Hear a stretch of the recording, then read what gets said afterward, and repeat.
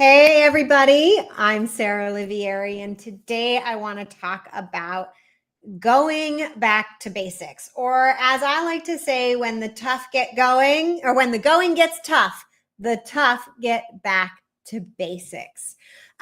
One Thriver, a nonprofit CEO in my Thrive program, recently had this experience. In fact, she'd learned from another Thriver who was learning the basics and was reminded to go back to basics. And by going back to the basic principles, the basic structure of a process she'd already learned, she was able to uncover critical information that she would not have otherwise. So many good reasons to go back to basics. One are the basics are not ineffective. Often the basics are the most important things. If you're a follower of the 80-20 rule, right? The 20% of the effort that gets the 80% of the results, you can usually find that 20% in the basics, whatever the basics are. Also, when we focus on the basics, we tend to keep things more simple, and simple is scalable, right? When we get all complicated and doing all sorts of fancy advanced things, often that complexity crumbles as you start to scale up. So basics are foundational building blocks that you can build skyscrapers with, right? Business-oriented nonprofit versions of skyscrapers, by keeping those basics and adding those things together. And remember to always be, simplifying, so that your organization can actually be much more sustainable and easy to run. We don't need a ton of complexity. In fact, scaling businesses, growing nonprofits is about managing complexity. And one of the things I love about working with nonprofits is I like complexity. Dealing with complexity is very interesting to me, and especially how it plays out in real life, not just theoretically.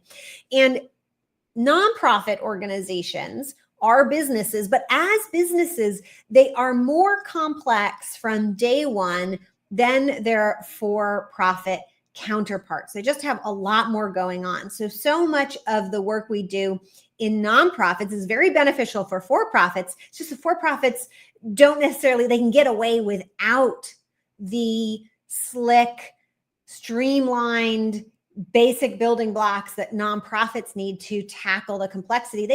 For-profits can get away with not having those processes and approaches early on, or when they're small, if they're under $1 million or 2 million, somewhere in that range, right? And you can hear lots of entrepreneurs talk about at some point you have to start like putting systems in place to handle the complexity, which starts blowing up. Nonprofits start having to deal with complexity much earlier on at much smaller revenue points.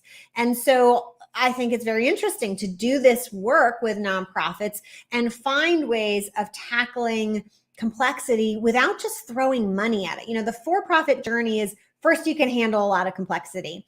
And then what happens is, just because there isn't that much complexity, right? So you can kind of handle everything as an entrepreneur, as a CEO, a sole CEO, right? We're not dealing with a C-suite. And then things get more complex. So what do entrepreneurs often do? They start throwing money at their problems, which means their top line is growing, but their bottom line is growing too. And so they might go from, $500,000 to $1 million in revenue, but they might have the same amount of profit at $1 million as they did at $500,000. They might have less profit at $1 million as they did at $500,000, because they start to solve the complexity problem just by throwing money at it. And then they have this realization like, oh my God, I'm burning out, everything's so complicated, and I'm not even making that much money at the end of the day. And that's when for-profit entrepreneurs start going out and seeking solutions around taming the complexity, building systems and processes that allow teams to do stuff that no one person can kind of like coordinate just themselves, bringing in an operations manager or an integrator or that, number two person who can really implement a lot of stuff, building a C-suite team that's going to make leadership decisions together. These things happen later in the game for for-profits. But at nonprofits, this stuff starts to happen really early, around $200,000 to $300,000, certainly by $500,000 in your operating budget, sometimes even less. I've seen nonprofits who have large, maybe 3 paid staff, and then huge either total volunteer bases or a ton of part-time contractor workers who are only doing a little bit here and there. But at the end of the day, whether you're paying them or not, if you're managing a team of 60, 80, 100 people, you now have the complexity of a large business. Now, one mistake that nonprofits are less likely to make than for-profits is they're not going to necessarily solve that initially. They're not going to make the mistake of just throwing money, although they do this, right? But they often are experiencing that problem at a point where they don't have a lot of excess money to try to throw that on as a Band-Aid. And unfortunately, because not a lot of people are teaching these systems and processes for managing complexity to nonprofits, a lot of nonprofits, they reach that phase where a for-profit would start throwing money at their problems, but they don't have money to throw at them, and then they start declining. They start getting cracks in the foundation, things start crumbling.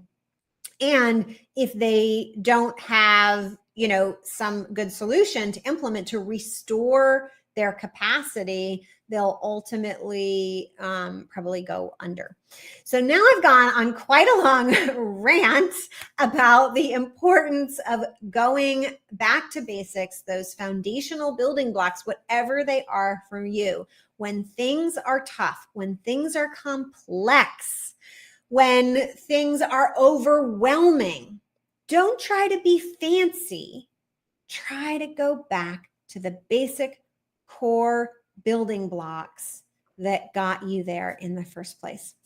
I'm Sarah Olivieri. It is such a pleasure to come to you every week right out of my coaching call with my nonprofit CEO clients so that I can bring to you some of what they got out of the call and know that this is what's on your mind this week, right? What is going on for you? What is a lesson that you could be learning too? What is an aha moment or nugget that you need to?